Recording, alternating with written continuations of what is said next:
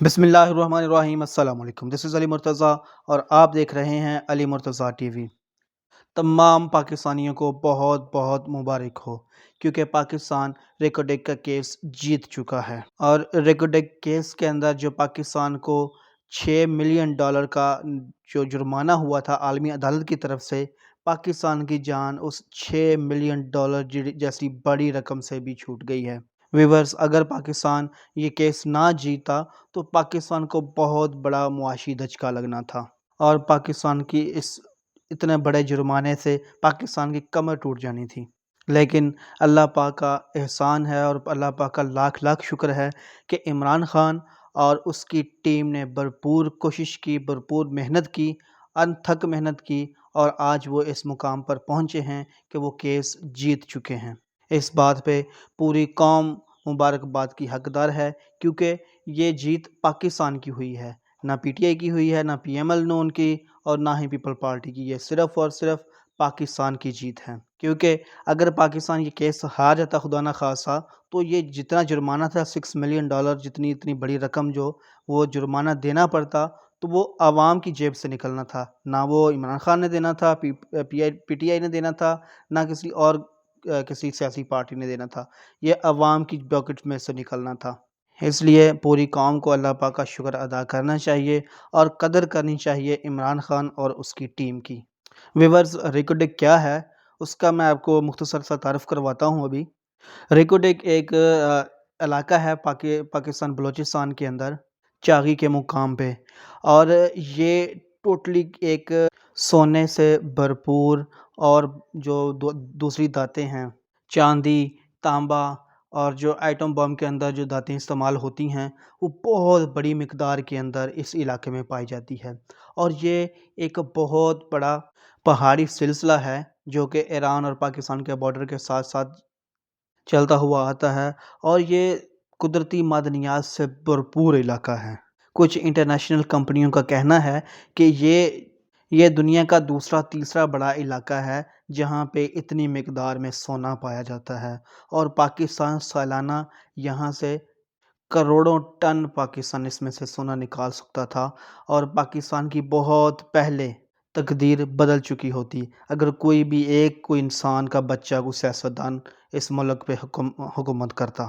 شروع سے لے کر بھٹو، بینظیر، نواز شریف، پرویز مشرف، اس کے بعد پھر زرداری، پھر نواز شریف، ان سب کے سب نے اس خزانے سے اپنی جیبیں بھری ہیں۔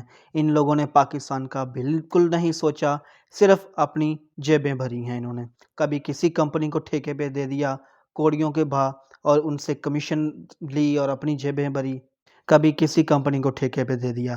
سب سے پہلے جو انہوں نے ٹھیکے پہ دیا تھا وہ ایک آسٹریلین کمپنی تھی، اور انہوں نے یہاں سے اپنی انہوں نے بہت مقدار میں سونا نکالا۔ اس کے بعد چائنیز بھی یہاں پہ آ کے بیٹھے رہے، اور پھر امریکن کو بھی انہوں نے ٹھیکہ دیا اور کمیشنوں سے پاکٹیں بھری اپنی۔